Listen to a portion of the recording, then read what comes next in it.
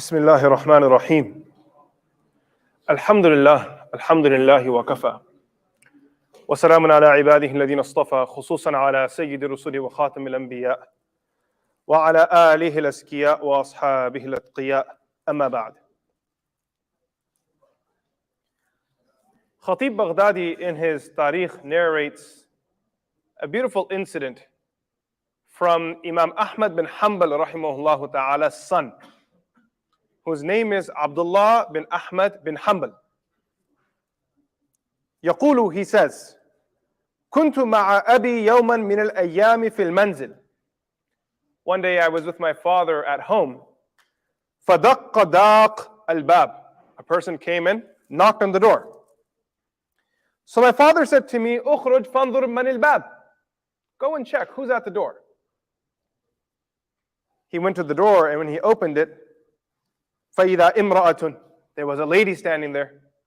She says to me, go to your father and ask him permission, for I would like to ask him a question directly. So he went to his father and he sought permission that this lady wants to come and talk to you. She has a question she'd like to ask you directly. Imam Ahmad rahimahullah ta'ala said, أدخلها, allow her to come. فدخلت فجلست فسلمت عليه. She enters, she sits respectfully, and she conveys her salam to Imam Ahmad. Now she poses her question. She says that I am a lady who for a living spins fabric. I weave fabric. And while I'm spinning the thread, at times I find myself doing this during the evening hours. أغزل بالليل في السراج فربما طفئ السراج فأغزل في القمر. I sit at night with my little lantern on and I'm there spinning the fabric, but sometimes I run out of fuel, so I no longer have the lantern, so I continue my spinning in the light of the moon. A little bit of light is shining and I do my work there. Now her question. فهل علي أن أبين غزل القمر من غزل السراج? So when I'm selling this fabric, do I have to tell the buyer that this portion was weaved in the light of the lantern and this portion was weaved in the light of the moon? Do I need to make this distinction or not? فقال لها إن كان عندك بينهما فرق فعليك أن تبيني ذلك. Imam Ahmad bin Hanbal rahimahullah ta'ala says to her, well, it really boils down to whether there's any difference in quality. Do you feel there's a difference in quality when you're weaving in your lantern, the light of your lantern versus the light of the moon? If there is a difference, then yes, you should clarify that, because in Islam, we don't hide any defects. If there is a product that has two qualities and you're selling it, it's your responsibility to clarify. This is quality A, this is quality B. You don't mix the two and sell them under one premium price. So he gives her this answer. She then asked a follow-up question, which is a whole different subject altogether. Aninul Marid. She asked her, Aninul Maridi Shakwa. That when a person is sick and they're kind of groaning in pain, is that considered as complaining to Allah? So Imam Ahmad bin Hanbal rahimahullah ta'ala said, no, it's not. It's natural when a person is in pain. If they're not feeling well, they make a little bit noise.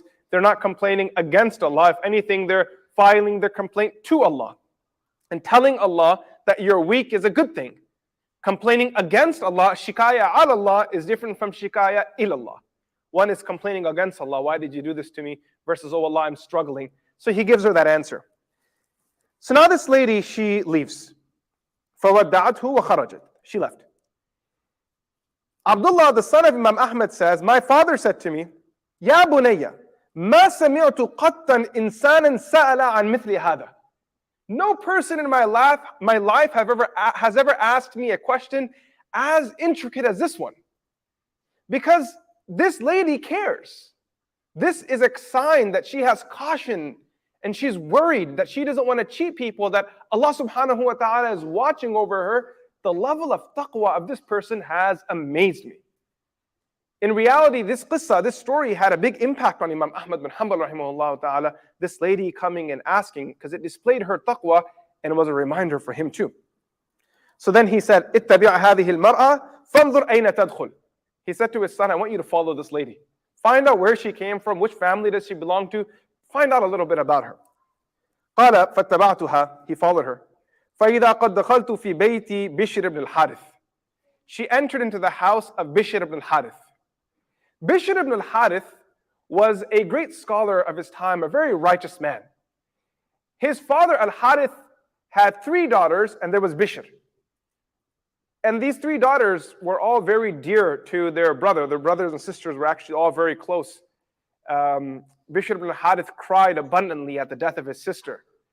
And he would say that when Allah subhanahu wa ta'ala sees that a servant is deficient in his actions, Allah takes away their beloved and allows them to go through the experience of sabr so they can be elevated in the hereafter. This is Bishr al-Harith's famous statement. His story is quite fascinating too, and I'm going to briefly share it so you can understand the end of this statement, this riwayah and what Imam Ahmad says. Bishr ibn al-Harith, in the earlier part of his life, was a drunkard. He would spend a lot of his time just drinking alcohol and goofing around. One night, he was completely wasted. He was walking in the streets of Baghdad, and it was raining and pouring down. The man is drunk, he's walking outside, it's raining and pouring down, and he sees a piece of paper on the ground. In this drunken state, he leans forward and picks up the paper, and on that paper is written the name of Allah.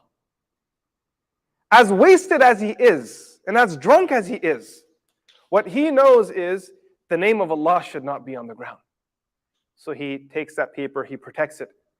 He walks over to a store that was open at that hour, purchases some fragrance and applies it to this paper.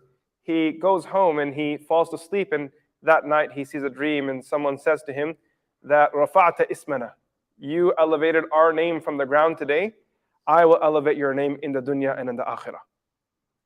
And the next morning he changed his life. He would walk around the streets barefoot, and someone would say to him, why do you walk around barefoot? Because he became known as Bishr al-Hafi. Al-Hafi means the one without footwear. So people would ask him, why do you walk around barefoot? He says, Allah gave me hidayah and tawfiq in that state. So I want to always remember that day, how lucky I was in that moment that Allah subhanahu wa ta'ala gave me tawfiq and hidayah. So he sees, Abdullah, the son of Imam Ahmad, says that I followed this lady, and she entered into the home of Bishr ibn al-Harith. And وَإِذَا هِيَ أُخْتَهُ, and she was actually one of his sisters. So I came back and told my father that this is who this lady was, this phenomenal, muttaqiyah, conscious, God-fearing, God alert and aware lady that came and asked this question was actually the sister of Bishr ibn al-Harith. So to that, Imam Ahmad bin Hanbal rahimahullah ta'ala says, مُحَالٌ أَن تَكُونَ مِثْلَ هَذِهِ إِلَّا أُخْتُ بِشْرٍ. It is impossible for such a person not to be the sister of Bishr. We already knew Bishr was amazing. We already know of his taqwa. We know how righteous of a man he is. It's only suitable and appropriate that the one who asked a question of this nature is also from that very same family. So today, as we live with the righteous, as we take a peek into their lives, as we spend a few moments with them, we reflect over this lady, this sister of ours, this ummati of Rasulullah sallallahu alayhi wa sallam, who was so conscious and aware of the presence of Allah that she was worried about her hisab, her day of judgment, and that had her awake to the point that she comes to the house of Imam Ahmad bin Hanbal to ask this question. Will I be held accountable for this quality of product versus that quality of product? In our lifestyle, unfortunately, nobody cares. Why would we care? It's all about money, sell the product, whether you cheat them or whether you're honest. It doesn't matter as long as the money is coming home and you're paying the bills, move on with life. We fail to realize that every penny and dime of ours will be accounted for by Allah Azza wa Jal. And there is no cheating, there is no sleight of hand, there's no deception there. Because Allah subhanahu wa ta'ala is aware of everything. Allah subhanahu wa ta'ala sees it all. Our dua on this night is, Ya Allah, allow us to be honest. And allow us to spend moments being reflective and concerned about our akhirah. Let us learn from the consciousness and the taqwa of Mukha Bint Al-Harith, the sister of Bishr al-Hafi. May Allah subhanahu wa ta'ala accept from them and allow us to follow their footsteps. Wa sallallahu ta'ala ala Sayyidina